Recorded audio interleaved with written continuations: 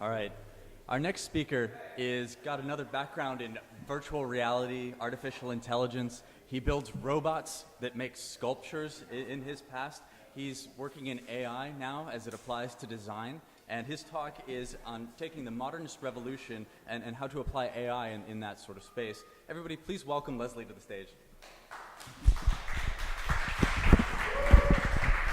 Thank you very much.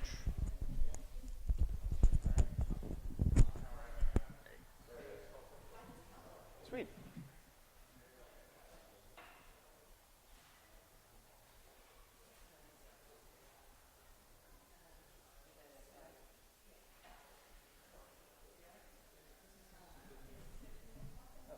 Full screen, sweet. Okay, so you got the next, and then this button goes to pointer. We got some weird stuff going around with the color. Yeah, there's no red. Yeah. All right.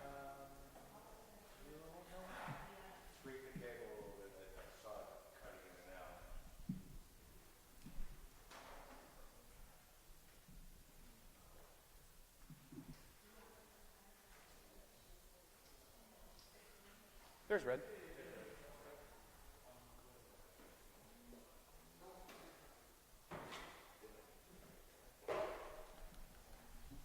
Hi, everybody.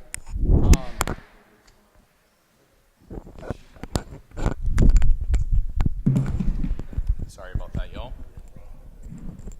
Let's try this one more time. Hi, everybody. So I'm Leslie Karpas, and I'm here to talk to you today about how the modernist revolution from the first industrial revolution connects to how we use AI today, and how that's important to save this thing that people call the fourth industrial revolution that's trying to happen right now. So real quick on my background, I used to make robots that made sculptures for the artist Anish Kapoor, and I used to have a 3D printing startup that made respiratory masks to treat sleep apnea. But it's very touching for me to be on this stage today, giving an updated version of this talk that I gave here at Bill a few years ago. Because the last time I did this talk, it was about Francis Batanti and Yanni Kittinen, who were heroes of mine. Today, Yanni is one of my advisors, and Francis is my co-founder on the current startup project that I'm working on. And the two of them are giants of 3D printing and generative design. Yanni used to be 3D Systems' creative director. He's done a 3D printed popsicle company here in LA that's doing really well right now. And then Francis was a Wired Innovation Fellow back in 2015. He's done 3D printed fashion objects that have been everywhere from the Grammys to the Smithsonian Museum.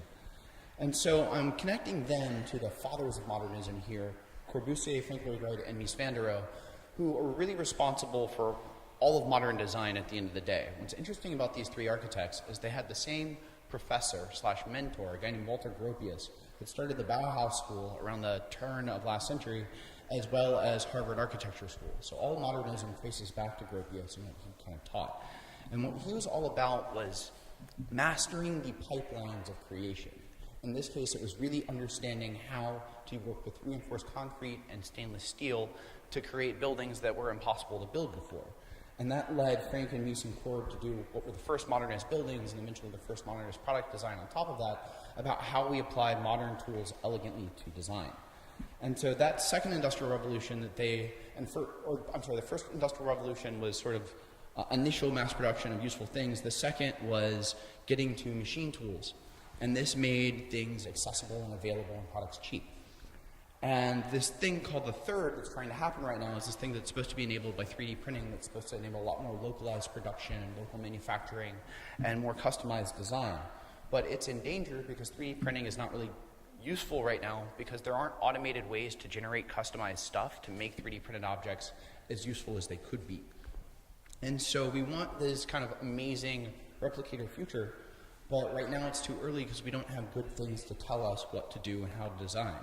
And so this sort of localism for manufacturing that we all would like to get to is being held back right now. And so to fix it and to fix, parts of our global economy that are currently sort of broken, I think it's time we look back at revolutionary pipelines and the creation tools of how we manifest.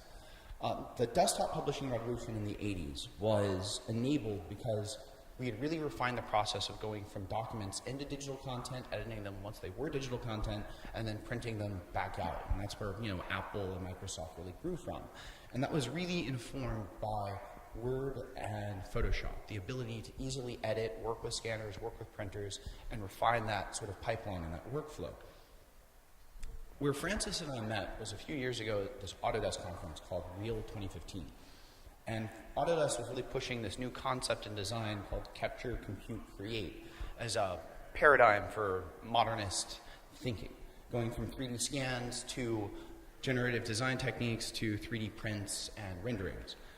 And, I kind of grafted on that idea and created this initial version of metamodernism that was hinged upon these three pillars that were called input, interface, and instantiate, or simply put, scan, fit, print. Like get data in, customize that data, put it back out. But due to a number of technological limitations over the last couple of years, a lot having to do with sort of 3D printing not being as ready for prime time as we thought, that was sort of the wrong direction. But at the same time that has been happening, augmented reality and mixed reality are getting really, really cheap. And the thing about holographic objects is they're a lot cheaper than 3D printed objects. And so there's a real opportunity right now in how we work with digital content in new ways. And so what is needed are pipeline technologies that will adapt our environment to what we need. And the best case example is Jarvis from Iron Man. He can go from the 3D scan of Tony Stark's arm to the design of the Iron Man suit for fabrication nearly instantaneously. And so what I'm arguing is for more of this. And we have the tools to do it now. And so I'd like to redefine my meta-modernist perspective for AI and generative design as follows. The first step is sense. Sense could come from Apple AR Kit, it could come from a camera, it could come from an audio source, it could come from a big data set. Data comes in, and then we have tools like TensorFlow. Really great AI-based pipelines that we can get to look at that data, understand that data, learn things about how to interact with that data through convolutional neural networks and generative networks, so that we can then create things on demand based on the design for a given space. And so my current new project, Luxet, this is the company I'm building right now, is an AI for interior design to actualize on some of these principles and this mission. And what we're trying to do is fix all of the world's broken space. And the way that we want to do that is to give people the ability to understand their environment by mapping and tagging all of the furniture in an environment and where it is and what will work with it. So creating a search tool to help people shop for furniture and arrange their furniture. And so we're building some SDKs right now to enable this en masse. And those are SDKs around object and furniture recognition, around recommendation and spatial understanding that we look forward to releasing this fall so that the general dev community at large can play with them. This microphone is not my friend. That said, so we're creating these tools to allow the interior design space to play with stuff, because one of the things that dawned on us is that you don't have to 3D print the output. Like the output of a metamodernist project could just be rearranging furniture, which is free and something that anybody can do. So to enable this, what we figured out is the best way to train an AI to recognize furniture is through synthetic training data. Specifically what I mean by that is we take 3D CAD files that furniture companies are currently using for augmented reality right now, and we render them tens of thousands of times and hundreds of thousands of different lighting conditions and material conditions to create generative adversarial networks that teach the AI what the furniture is and what it is not, which allows us to recognize it in space at a very, very accurate level. We can recognize, using what's called a single shot detection model, all the objects in a room and how those objects relate to each other spatially. And this is something that we're very much looking forward to giving to the development community at large. For us, it's going to be a plug-in for big furniture brands and interior design companies to help people understand what will go well with their space and where to move things that are in their space. And so our mission is to empower the world through spatial intelligence. And with that said, I would love to take any questions.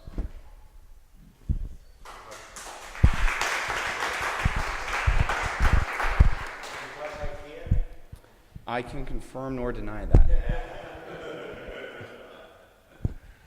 Any other questions? So is your use case like your software would be on IKEA's website, or that designers would buy your software? So we're creating a set of SDKs that first off, like big furniture brands like a Wayfair or an IKEA or a Crate and Barrel could plug into their AR apps.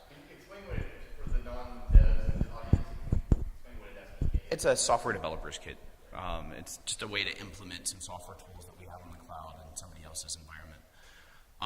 That's so that the first is big furniture brands. The second would be like SaaS-based interior design plays. Like there are a couple of companies right now, like Modsy and Decorist and Laurel and Wolf and Havenly, that are offering online interior design services fairly cheaply, but they're still using a lot of humans in their pipeline to get to the end result, and we can make that a lot faster. We're also talking to architecture firms about trading their data for parts of our toolkit so that they can use our tools for interior design work internally. And then another place that we're going to go that's completely different than the design space is the insurance world. Our toolkit could be used for automating the process of inputting all of your home furniture items into your home policy for underwriting, or it could be used on claims adjusting to automate the process of figuring out what's been damaged after like a hurricane or a flood or a fire so that you can get paid quicker once all your stuff is destroyed. Next question. So it sounds like there's a lot of compute and a lot of storage involved in this model. What are your thoughts on how that develops in the next 5 to 10 years? So what we've found is that Core ML, using compressed tensor models on the iPhone, can do a lot of heavy lifting, which saves us a tremendous amount of GPU cloud compute in real time. We still have to do a lot of classification in the cloud. I'm not going to say there's not nothing, but it's normal for other APIs. And part of how we get that done is we use Intel's Nirvana Cloud and cheaper CPU-based neural network processing to pre-train all of our classifiers. And so that's doing all the heavy lifting on the adversarial network side so that there's not as much lifting to do in the classifiers on the convolutional network side. Other questions? Yeah. So you said that you train the models using synthesized data that you render on the computer, is that right? Do you benchmark that against training with just photographs, and does it do better with your renderings? So we have not benchmarked it yet. It does do a lot better. So like about a month ago, we were at Intel's AI DevCon. We were on the floor of the conference. And all of our competitors were there too. So Matroid, Clarify, GrokStyle, who also do photo-based visual search, and we do 3D-based visual search. And they had to have lighting conditions changed on the show floor to get their algorithm to work, and we didn't. And so we were really proud of that. So like even though it was really theatrically lit where we were, there were like lots of purples and blues, like our visual recognition algorithm still picked up the chair that we had at our booth. And so unofficial benchmark looks good, but but getting there. Any other questions, or am I at time, I guess? Oh, one last one. The Jarvis level system, any guesses as to when that might happen? I think we could be Jarvis level in the next 10 years.